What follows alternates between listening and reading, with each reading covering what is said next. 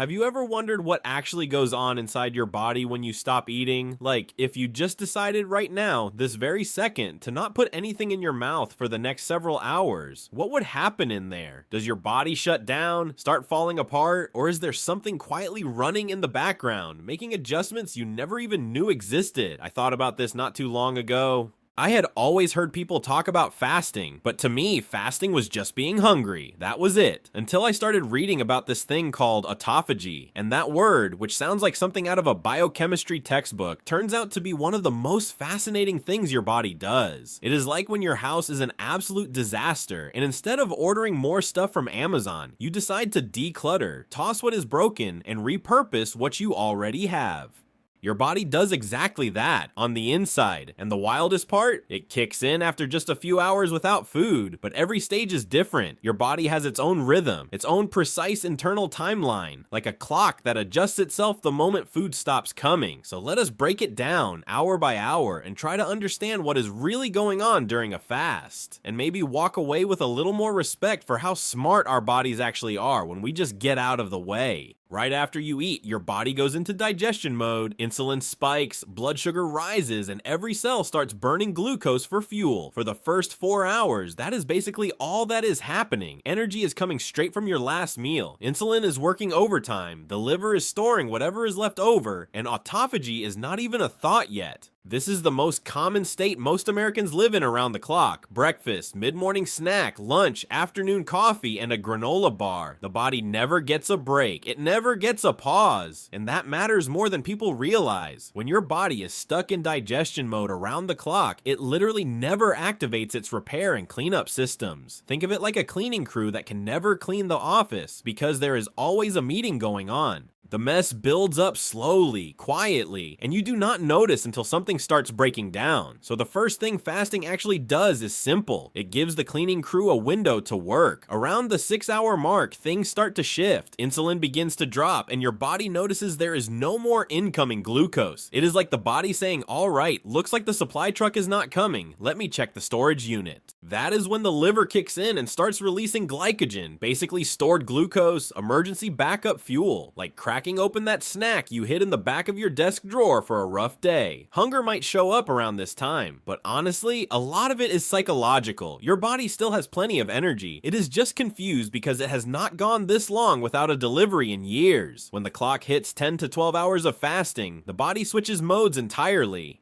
It steps out of digestion and steps into recycling mode. This is where autophagy starts to show up. Cells realize the glucose reserves are running low and begin hunting for another energy source. But here is the cool part. While they are doing that, they also take the opportunity to do some serious house cleaning. They grab damaged proteins, broken cellular debris, worn out components, and start breaking them down and reusing the good parts. It is like dismantling an old laptop to salvage the hard drive, and interestingly, this is the stage where a lot of people report a surprising wave of mental clarity and energy. Digestion is actually an energy-expensive process, so when the body stops pouring resources into that, the brain gets to cash in on what is left. By 16 hours without food, the body is fully adapted. Insulin has dropped significantly, the liver's glycogen stores are nearly empty, and ketones start showing up. Ketones are produced when the body begins burning actual body fat for fuel, and this is where things get genuinely impressive. Your body switches its entire fuel source from glucose to fat without you having to do a single thing except wait. Autophagy at this stage is running consistently. Cells are renewing themselves, waste is getting cleared out, and plenty of people report less bloating, clearer skin, a feeling of their body just breathing again from the inside. That said, it is not a one-size-fits-all experience. Some people feel light and focused, others feel irritable, some feel absolutely ravenous. It all depends on individual adaptation and how used to regular meals your body is. A lot of people who start intermittent fasting feel like reaching this point in the early weeks is flat out impossible, and that makes sense. Your body was trained for years to expect food constantly.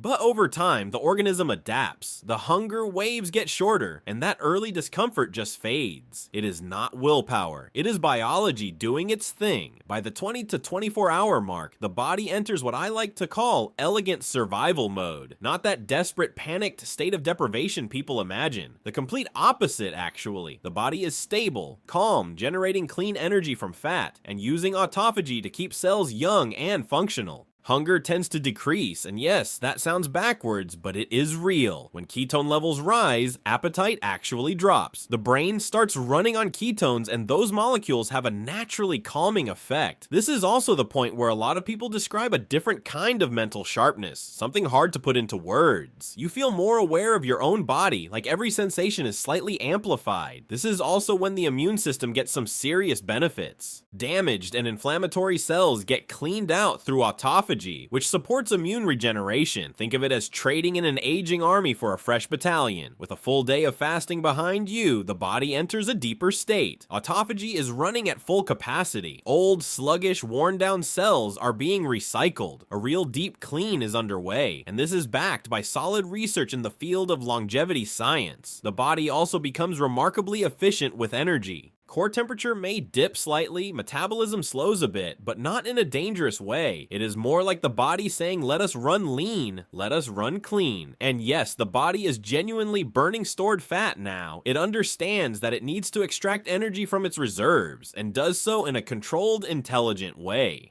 That is why fasting gets associated not just with cellular cleanup, but with actual weight loss too. But here's an honest heads up, this territory is not for everyone. Extended fasting should be done with professional guidance, because your body is not a lab experiment. Every person responds differently, and for some people, this can be genuinely taxing. Past the 36-hour mark, it is like the body shifts into reconstruction mode. Stem cells begin activating more aggressively. The immune system essentially wipes itself and reboots, literally discarding the old and building new. The brain transitions almost entirely to running on ketones. This is why people who practice extended fasting often report almost absurd levels of mental clarity and focus, and autophagy at this stage is at its absolute peak. Imagine pulling your car completely apart, replacing every worn component, and reassembling it from scratch. Your body does that without you consciously doing a thing. Some scientists believe this process is what links fasting to increased longevity and protection against degenerative diseases. But getting here requires care, real knowledge, and professional guidance. This is not an internet challenge, it is a health tool, and only a useful one when handled correctly. 72 hours, 3 full days. That sounds extreme, and it is, but it is also the point where the body hits peak adaptation. Autophagy levels are at their highest, the immune system completes its full reset, and insulin sensitivity improves dramatically.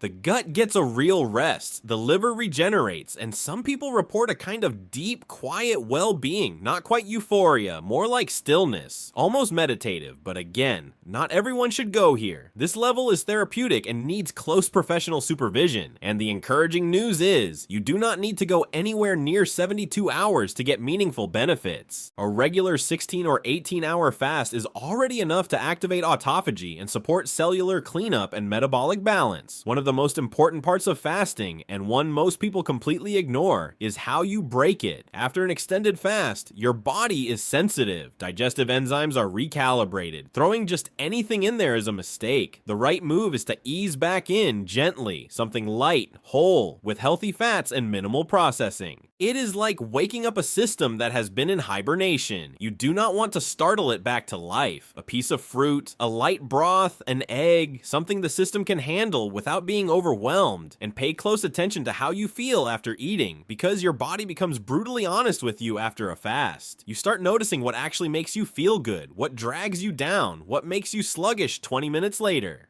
It is like the constant background noise of non-stop eating finally gets turned off, and for the first time, you can clearly hear what your body is actually asking for. When you zoom out, autophagy is not just biology, it is almost philosophy at the cellular level. There is a Japanese researcher named Yoshinori Osumi who won the Nobel Prize in Medicine in 2016 specifically for cracking the mechanisms of autophagy. So this is not wellness influencer content. It is cutting-edge science recognized as one of the most important medical medical discoveries in recent decades. And yet most people have never heard of it. Fasting is like hitting the reset button on your internal machine. It is intimidating. It raises questions. Sometimes it feels rough, but it also brings clarity, strength, and a feeling that is genuinely hard to put into words. It is your body proving it knows how to take care of itself, that it does not need food every 3 hours to function. It is a reminder that we are far more connected to nature than our modern habits suggest. Your body is always talking. We are just usually too busy feeding the noise to listen. Maybe the real secret is learning to pause every now and then, sit with the silence, and let autophagy do the rest.